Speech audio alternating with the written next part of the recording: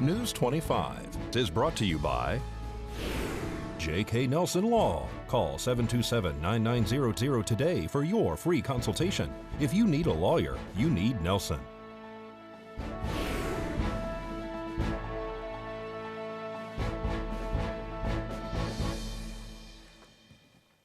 Tonight, a new board member has been appointed to VEA. And a car crash causes a power outage. News 25 starts now. This is News 25 with Deanna O'Donnell, Eunette Gentry. News 25. Local coverage you can count on. And Valley Electric appoints a new board member. It's Tuesday, December 10th. I'm Deanna O'Donnell. And I'm Eunette Gentry. All right. Well, Robin Barber, a former labor representative in California, has been appointed to the board of directors of Valley Electric Association. Barber will fill out the unexpired term of former board member Dave Dawson, who retired as District 6 director in November after 12 years on the board. District 6 includes North Pahrump, the area north of Highway 372. They say that Robin brings a career of member representation and experience to the table, that she has excellent communication skills and knows what it takes for a board to make good decisions. Their members will find Robin to be honest, trustworthy, and the highest integrity. They welcome her to the board. 22 members from District 6, they say, applied for the board vacancy. VEA board members met last week to review the applications and again on Monday to interview candidates. 10 members were interviewed by the board on Monday, and Barber said that she was honored to receive the appointment and is excited to begin. She said part of her DNA is to be an activist, and she is eager to serve the community on the VEA board. Barber has lived in Pahrump since March of 2018 after retiring as a labor representative for the Service Employees International Union in Santa Barbara, California. She says that she comes with a diverse skill set and adds that she is comfortable as a leader in organizing, presiding, presenting, researching, analyzing, speaking, compiling data, negotiating contracts, and assessing budgets, as well as conflict resolution, training, directing in municipalities, civil and judicial boards. Barber says that she is confident she can positively contribute to the needs of this community in a transparent and honest way. And the power was knocked out on the west side of Pahrump over the weekend after a car slams into a power pole. Pahrump Valley Fire and Rescue crews and Nye County Sheriff's Office deputies were dispatched to the intersection of Cody and Banovich on Saturday night for a single vehicle accident involving a power pole. Valley Electric linemen were also dispatched to the scene. Power was knocked out in the area as a result of the vehicle crash. The power pole was broken as a result of the collision and had to be replaced. The driver and only occupant was transported to local medical facilities with injuries sustained as a result of this accident. Well, the Board of County Commissioners looked at a program that may help them better assess the needs here in our county. It's called the Nevada Economic Assessment Project, or NEAP for short. The long-term goal is to develop and maintain an extensive data repository and set of analytical tools that are meaningful, consistent, and verifiable. That data could then help local governments understand the impact of development in their communities. The project is led by Community Economics Specialist Buddy Borden and Dr. Tom Harris. They're on a statewide tour making presentations to county commissioners so they can better understand the program. Some of you may have heard of this. It's actually, you guys are actually the fourth county that we're engaging in this. And this is something that we've been working on for the last couple of years. And it kind of rose through some of the conflicts that we have with our public land agencies at times and some of the data that may be lacking. So it's got a real quantitative base to it, and it's understanding that baseline, what the baseline looks like and how that baseline may change. That could be economic, it could be social, it could be environmental, it could be a lot of different factors. But understanding the baseline is the most important factor to this. So we've actually, and it kind of rose out of the sage grouse. And there was a lot of different studies being done out there without real consistent methodologies, where you're comparing apples to apples we weren't. So what we're trying to do is standardize, and actually we're getting a little bit of attention from Western Governors Association, other states, to actually take this program into to make sure we get consistency in terms of the data sources we're using, analytical tools we're putting together, making the right assumptions. So we are making direct comparisons that actually are usable. But we're looking at this as not only, these are tools that can be used by counties and communities for various types of planning and policy assessments. I mean, one of the communities we're working with right now is Humboldt County. And there's a large development that's actually been proposed up there, a lithium type operation, and we've done a full analysis, the EIS, the socioeconomic side, that's actually gone all the way back to DC, and they've got getting the approval for that. But we just don't talk about we know the amount of jobs, we actually estimate the indirect and the induced, and the economic linkages and the things like that. But we're also talking about what's going to do to your communities with in terms of population change, school district, I mean roads, all those different things. We're simulating off the back end to start the discussion. Start the discussion and say, how does your community change? Or will it change? And it's just not the positive, it's also the negative. The Nevada Economic Assessment Project is being funded primarily by the Nevada University System, the Bureau of Land Management, and the U.S. Forest Service. For News 25, I'm Brad Francis. And stay tuned, we'll be right back with much more local news. You're watching KPVM News 25. Local coverage you can count on. Welcome back to News 25. Well, a major company says the president is causing them some losses. Angela Miles has that and more. Here's Angela Miles with today's Business First Brief.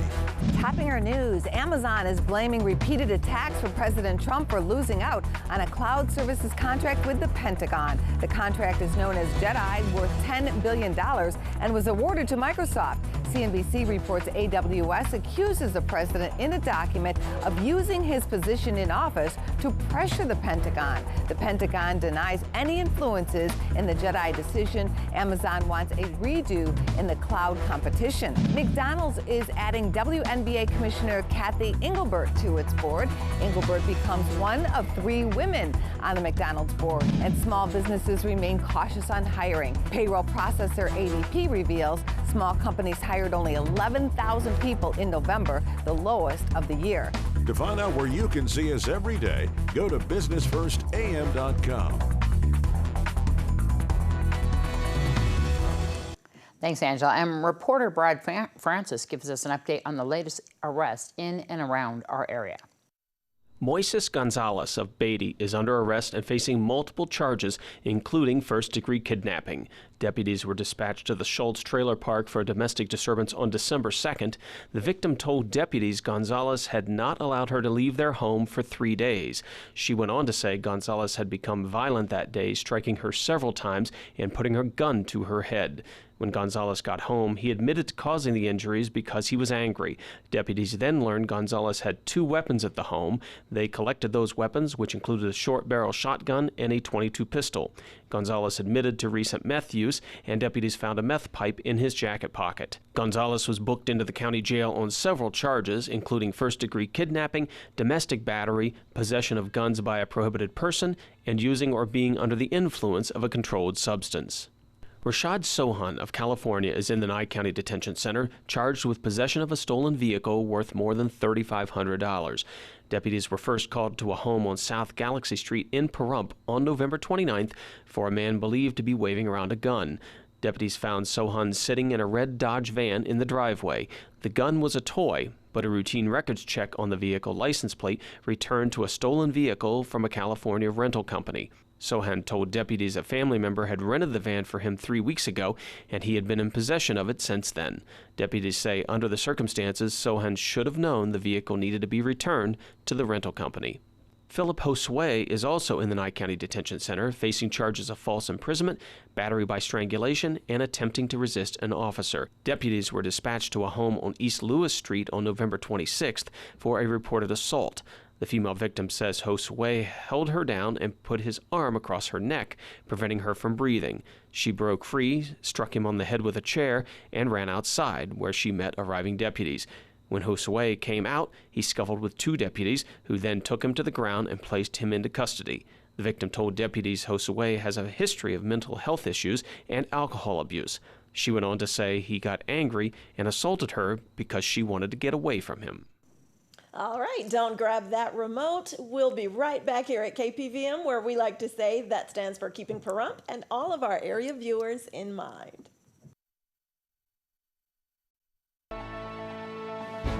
This segment of the news is brought to you by Mountain West Lawyers, Nye County's injury attorneys. Don't get bullied by insurance companies. Call Jason Ernest and bully them back at 775-727-9500.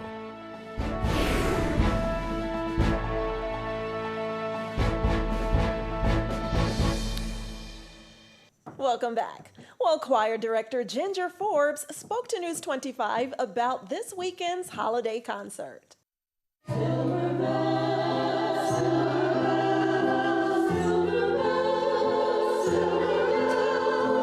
Ginger, tell me about the Pahrump Community Choir. You guys had a Christmas concert at Pahrump Valley High School, I think Friday night, right? We did. Tell me about it.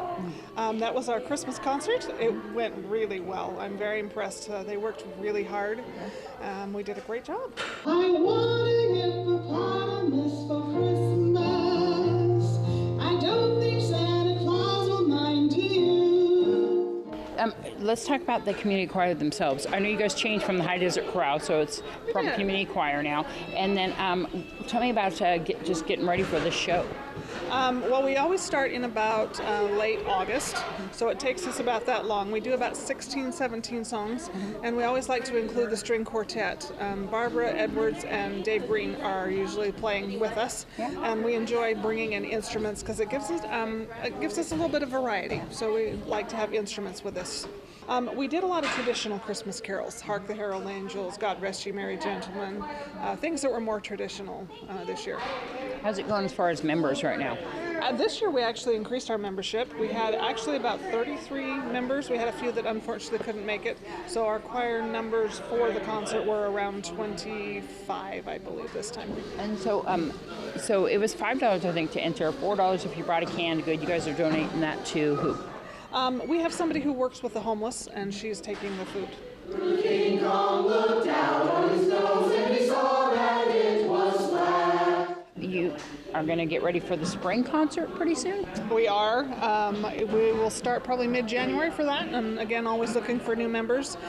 Instruments, again, we really want to include a lot of instruments, so if anybody plays instruments, not just strings, horns, flutes, anything, we're always looking for that. So spring concert will either be late April, early May, not sure yet. And I think we're going with a World War II kind of 40s theme song this time. Interesting. Yeah. That's going to be lots of fun, too. It should be a lot of fun. So if anybody wants to find out more, join the Pahrump Arts Council, which they should always support the arts. How do they do that? The website is pvpac.org, and there should be information coming up. We're kind of redoing the website right now, so it should be coming up soon. And we spoke to Sue Bai with the Lions Club about their annual fundraising event called Breakfast with Santa. What are we doing here at Pahrump Valley Auto Plaza? Oh, we're doing Breakfast with Santa. We have Santa on site talking to the kids and handing out candy canes. He's also helping with our drawing. We're doing drawings this year for Girls and Boys Bicycles, so that's very exciting. We've been serving pancakes, sausage, and drinks to the children and their parents, grandparents. It's been a whole lot of fun, and I would like to take this opportunity to thank Greg Meyer and the whole staff of Pahrump Valley Auto for once again allowing us to put this event on in their location. It's such a great place to be, and we certainly appreciate them for allowing us to be here. What a wonderful event. Out there cooking on the grill in the back is the Lions Club. Absolutely, and we're also doing it in Beatty. We have some Lions in Beatty who are doing the same thing that we're doing down here. So we're serving a number of communities this morning. This kicks off the Letters to Santa program, and what is that? Letters to Santa program is in its 18th year here in Pahrump. We're also doing it again this year in Beatty for the second or third year. I've kind of lost track. Any children that writes a letter to Santa and that letter ends up at the Pahrump main post office or the Beatty post office are gathered together and given to the Lions Club. And the Lions does their best to answer the letters with a letter from Santa and a small gift, hopefully something off the children's wish list. You can take them to either post office. No postage is required. At the Pahrump main post office, there's a huge box out front that has a drape on it that says letters to Santa. And in Beatty, there is also a decorated box in the Beatty post office inside. So the kids can write it to Santa, Rudolph, Mrs. Claus, whoever they want. They just need to put some key information there. Yes, please. We need your name so Santa knows where to go. We need your home address so he knows which chimney to drop down or which porch to leave a package on. So your name, your address, tell us if you're a boy or girl. Sometimes we don't know. What your age is. And this is for children up to 12 years old, so 12 and under. And give us a wish list. Tell us what you'd like Santa to bring you this year. And then anybody who wants to help donate to the Lions Club to help out this program?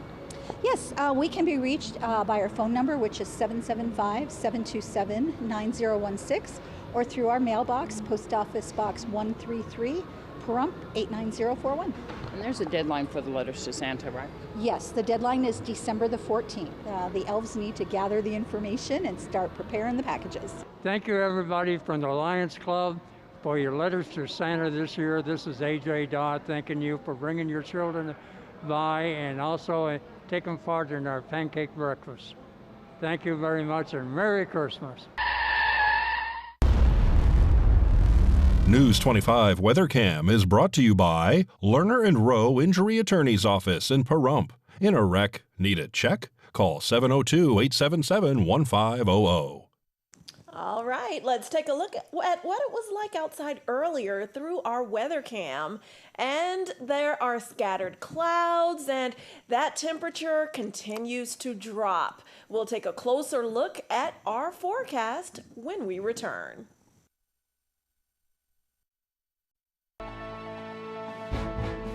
News 25 weather is brought to you by Dairy Council of Nevada.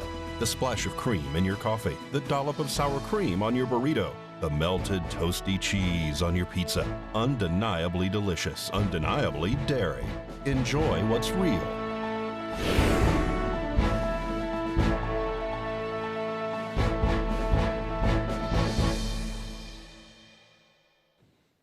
Hello and welcome back to News 25. I'm Michael Donohue with today's weather. In Las Vegas, we had a high of 58 degrees, a low of 41. Death Valley 67, the low of 47. Amargosa at 56, their low at 36. Beatty 54, a low of 32. Tonopah and Goldfield with highs of 41 and 42 degrees. Both towns have a low of 23 degrees. Carson City at 47, their low is 32. 45, 28 in Fallon, and finally up in Fernley, 46, their low at 31 degrees.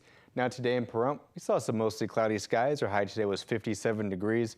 Winds coming out of the southwest at 4 miles per hour, 47% for our humidity, and our sunrise at 6:43 this morning. Now for tonight, we're going to continue on with those partly cloudy skies. Our low is going to be 37 degrees. It's currently 54 outside. Winds coming out of the east-southeast at 4 miles per hour, 53% for our humidity, and our sunset at 4:29 tonight. Now looking ahead to our 7-day, we're still going to continue on with that cloudy skies trend. At least on Sunday and Monday, we're going to get a break with some nice sunny skies. Temperature-wise, on Wednesday, we're going to be seeing a high of 59 degrees. Thursday and Friday, we're going to jump up just a smidgen to 60 and 62 degrees. Saturday, down to 56. Sunday and Tuesday, we're going to be seeing a high of 52. And on Monday, we're going to be seeing a high of 49. Now for our overnights, on Wednesday, we're going to be seeing a low of 39 degrees. Thursday through Saturday, we're going to be hanging out in those low 40s, just between 40 and 43 degrees. And then Sunday through next Tuesday, we're going to be hanging out in those low 30s, just around 32 to 35 degrees. So now with that, we're going to throw it back to the desk with Deanna and Eunette. All right. Well, you know what's so exciting is this Friday we're having an event that we haven't had here in town for a while, and that's Christmas in the Park. That's right. That's at Petrick Park, right? Yeah. So it's going to start at 10 a.m. and it's until 9 p.m. and they're also having a movie. Nice. Yeah. Which one? Well, it's going to be The Nightmare Before Christmas, and I think that starts at 7 p.m. There's going to be vendors and lots of food and things to do all day long, of course, down there in Petrick Park, Corner Basin and Highway 160. Everybody should come on down. It's going to be fun. Yes, start the celebrations early. Exactly. And, of course, once again, we're reminding everybody that we got another report of the wild horses on the roadway today, so please watch out for them, especially when we have these early evening hours. Yes. It's getting darker way earlier, and you need to just be aware that they're out there. There is a couple of herds of them around town right now, so keep a lookout. Drive safely, everyone out there always. Exactly. And that's going to wrap up this edition of News 25. I'm Deanna O'Donnell. And I'm Eunette Gentry, and from all of us here at KPVM and 8th Country Radio, thanks so much for joining us tonight, and we will see you again tomorrow. Good night. Good night.